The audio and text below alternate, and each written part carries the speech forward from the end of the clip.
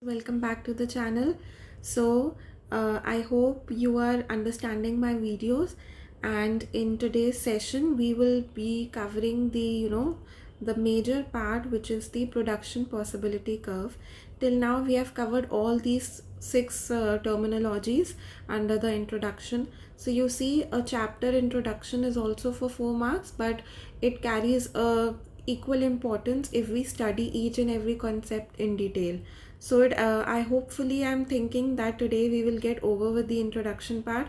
So basically 3 classes are needed to understand a basic concept. Okay, so now one of the very major portion that is left is the production possibility curve. So let us move ahead, because till now we understood that there is an economic problem, which is nothing but the problem of making a choice between different commodities, because we know that our resources are limited and scarce.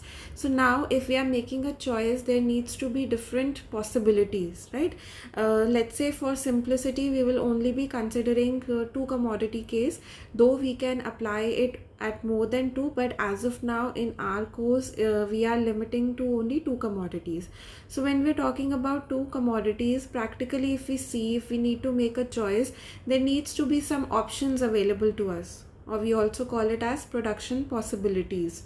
So now let us understand this, that what is this production possibility curve. But it is nothing but it tells you the combinations of two goods that you have. Okay, it will show you various combination of two goods, and a particular person will choose one such combination which is in which his satisfaction is optimum. So let's say this is the theoretical definition that it's written over here. We have to keep few things in mind, that the resources are given to us, it's a combination of two goods, and the technology is also available. So it is important that we go with it.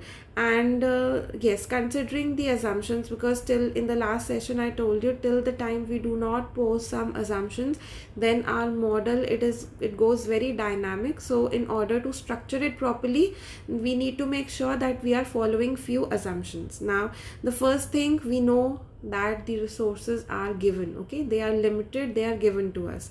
Next, they are fully and efficiently employed, which means that all your resources are perfect to their capability. There is no damage, or you can say there is no problem in that resource. It's fully efficient in its capability. Then we have, of course, technology is also given to us, and this is very very important, students, because this assumption is one of the reasons that it applies to the shape of the PPC. We'll study that ahead. So it says resources are not equally efficient in producing all products, which means that your resources, don't complicate this fourth assumption with the second assumption. Second assumption basically says that your resources are at the best of their capability. Point number 4 tries to convey over here is that if there are two products, then that resource is not efficient in producing both that two products at its optimum capability, because we know that resources are given. If resources are given, and then if we are transferring our resource from one good to another, then of course some productivity will be lost. Let's take an example. For example, we have a human resource, okay, and that human resource, that labor is constructing furniture. Okay, he has the full knowledge of making furniture, but then we decided that we want to stop for the time being furniture, or we want to slow down its manufacturing, and we are thinking of producing some consumer items also, right?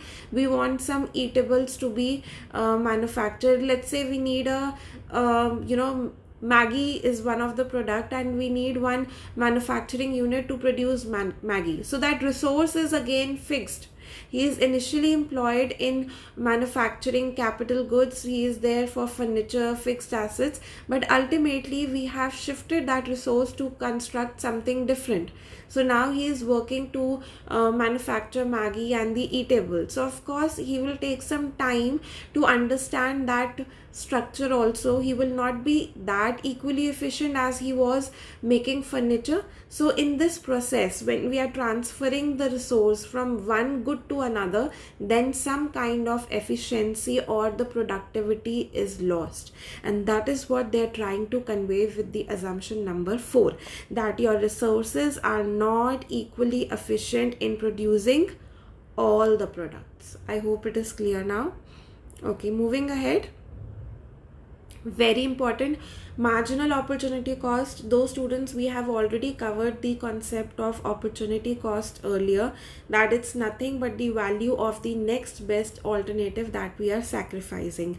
In the subject economics, marginal, you will find this term in the following units also. So marginal is nothing but it means additional. Okay, one additional unit. So when we talk about one additional unit, we will take an example first.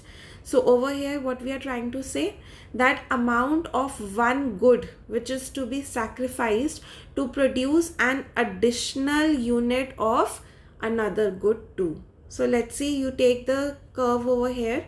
We have constructed the PPC, but we'll go into the detailing also. So we are saying that in order to gain 1 unit of wheat, moving from OL to OL1, we have to sacrifice KK1 of the apples. So earlier we were at point A, where OK was the amount of apples and OL was the amount of wheat we were having. But then we thought that we need to produce more of the wheat. Since we know that our resources are limited and fixed, so we have shifted the resources from producing apples to producing more of the wheat. So we move to this downward point C, right, where we are sacrificing KK1 of the apples to gain LL1 of the wheat. So that is what it means by marginal opportunity cost, which means unit by unit you are moving. Okay, then again, so it's nothing but in another ways the same concept that we just understood. So taking the concept of MOC, because students, this MOC will help you understand the schedule and the graphical presentation of the PPC. Right now, just do not get confused or paranoid with the shape of the PPC. We will go in detail to that as well. Right now, just since we have already done opportunity cost, so it is easier for us to first understand what do we mean by marginal opportunity cost. So the formula is very well given over here, and how do we interpret it? That in order to gain 1 additional unit of another commodity good too, which is wheat, how many units of good one, which is apple, that we are sacrificing? This is how we will interpret.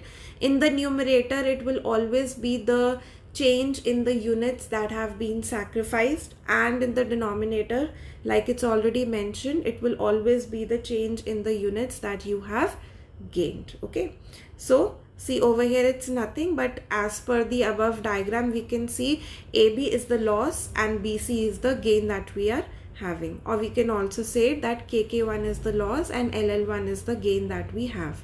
And MOC, since we are doing this concept, so beta, please understand slope. What is the slope of any graph? You have done this in mathematics also. Slope of any graph is the changes that happen, right? And what are we studying over here? This is nothing but the change. Okay, over here delta is nothing but it's mentioning the change in y upon change in x. So ultimately the slope of PPC will always be MOC. MOC will always be the slope of the PPC. So please keep this thing in mind. Okay, so moving ahead, yes, now we will understand this with the help of the graphic, this schedule tabular representation. So let's say we have these many combination. Again, I told you economic problem is nothing but the problem of making a choice. In order to make a choice, we need to make sure that we have some amount of possibilities with us. So hypothetically, we have created this possibility. We have taken 2 things, Maggi and pasta, the favorite of students. So okay, So under this, if first opportunity, first combination, A says that we are using 0 unit of Maggi and we are using entirely everything of pasta. F unit, again it says that we want nothing of pasta and we want entirely Maggi. And in between are the combinations, like B says that we want little less of pasta and little more of Maggi. Again, point number C say that little less of pasta again and little more of Maggi we are increasing. So you see over here we are increasing the proportion of Maggi, simultaneously here we are decreasing the proportion of pasta which we were already producing. Now in this process, when the resources are fixed and limited and we are shifting our resources from producing pasta to having little bit more of the Maggi, look at the numbers of the MOC. In the last slide, we just understood that MOC, it's nothing but it's change in the units that you have sacrificed upon change in the units that you have gained. Right? So over here, let us see how many of the pasta that we are sacrificing. 10 units. How much are we gaining of the Maggi? It's 1. So 10 by 1. How much again we are sacrificing when we are moving from point B to C? We are again sacrificing 20 units. And how many are we gaining? 1. So this is how we have written over here, and this is the values of the MOC that we get. Now through this tabular representation only we get to know that, you know, the MOC is increasing. You see 10, 20, 30, 40, 50. What is the trend? MOC is basically increasing over here. So when the MOC is increasing, we need to understand, I gave you an elaboration also right now, that what is the basic reason that why is the MOC increasing, because you studied the point number 4 of the assumption that we are transferring resources from one good to another, and in this transferring process some kind of productivity of the resource is lost. That is why a little more cost is involved than you are gaining. That is why your MOC is increasing. I hope you do not have any sort of doubt in this. In case you have, please write down in the comment section and I will reply to that. So also marginal opportunity cost is also known as marginal rate of transformation. Okay, moving ahead now. Now let us see, just going back to the slide. Yes, so over here the shape of the this PPC is nothing beta. Over here you will put the units that you have gained. So let's say we are putting Maggi over here, and on the y-axis you have your pasta. Okay, so 0, 1, 2, 3, 4 and 5, and simultaneously you will have your 50, 90. What all you have to do, you have to see this combination. This is 0, 150. Let's say 150 is over here. Please excuse to the the graphical presentation. It's just for your understanding, a little more elaboration. So 0, 150 is over here, right? And point number F, 5, 0 is over here. Let's say 1, 140 is somewhere over here. 2, 220 is here. Similarly 3, 90 is here. 4, 50. So you will basically join all these points and you will get this kind of a shape, which is nothing but the shape of the PPC. That is why on the basis of this particular schedule, one thing we get to know that why MOC is increasing, and the second thing we also get to have the shape of the PPC, which we find out that this is a concave shape that we have. Okay, I have done nothing but I have just plotted the point 0, 150 at point A, 1, 140 at B, 2, 120 at C, and so on. I've just plotted these points and with the free hand I've made this curve. So I've got a concave shape curve. So this is with the help of the schedule only. Now let us understand the characteristics, like why the PPC is a downward sloping, why it's not an upward sloping, why are we getting this kind of a curve, right? Again, our entire unit, the root cause is scarcity, because we know that the resources are limited in nature. That is why in order to produce an additional unit of a commodity, we will have to sacrifice some units of the other commodity. This is the reason why your PPC is a downward sloping from left to right. Now the second point says that the PPC is concave to origin. Concave is this kind of a shape that we have. Why is it concave? The simple reason that we just understood is because of the increasing MOC, right?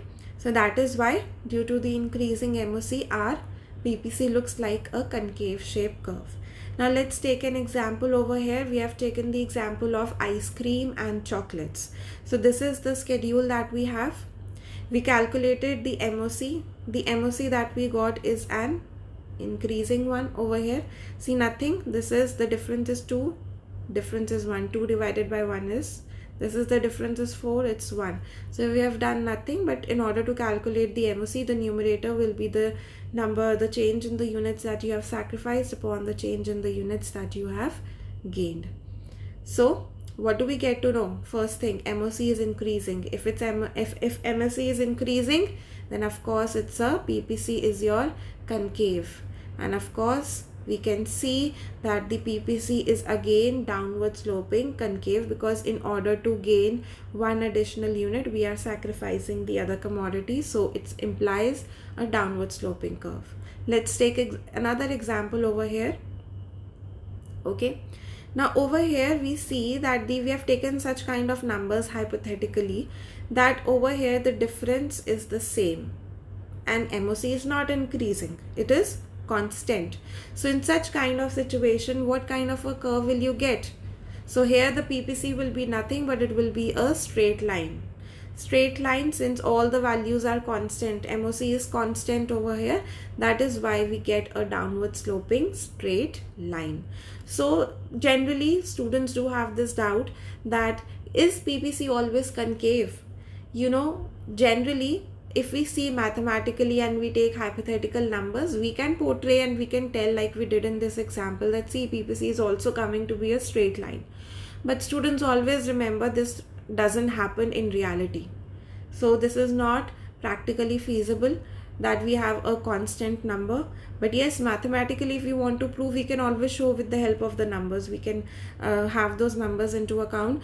But right economics says that PPC is always concave, and this is how the economy revolves. Like if I say that will you operate your business in a loss, you can always show a loss to a business.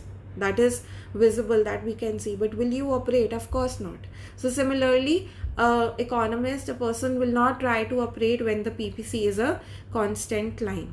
Similarly, if taking another example, the PPC over here is decreasing. This is also not practically feasible, but we can take the numbers and we can portray that, see, the PPC is coming to be convex. So mathematically, if given to you a question, so you can say that PPC is coming out to be convex.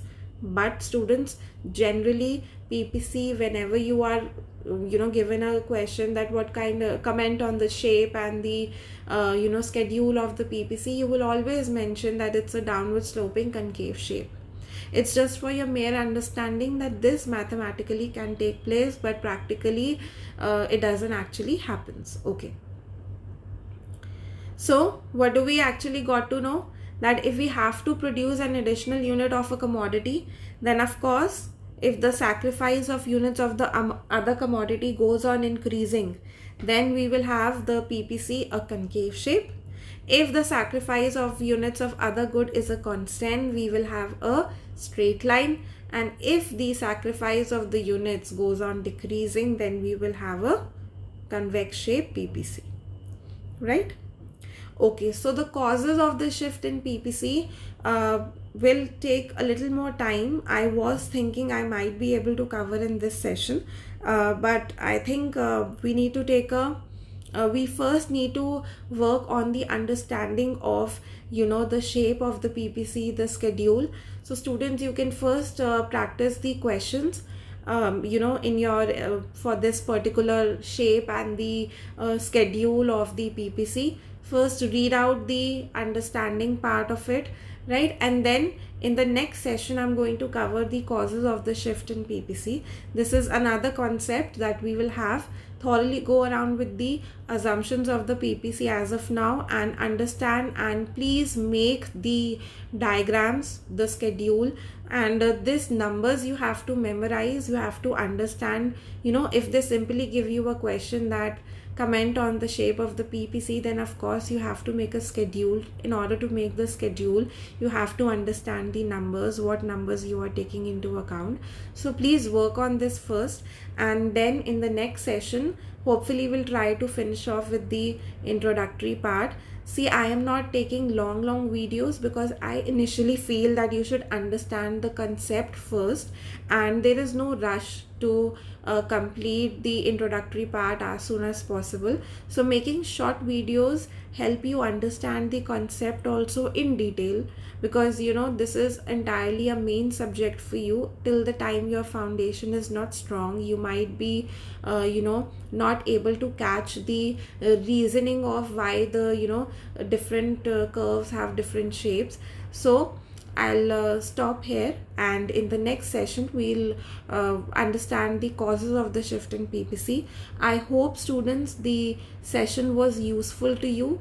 You were able to understand the conceptual knowledge, and thank you for watching the video. I would highly appreciate if the students and everyone who is watching the video could give a thumbs up to the video, and please like, share and subscribe the video to as many as you can. Let the knowledge be spread to all amongst you. Thank you everyone for watching the video. Bye bye.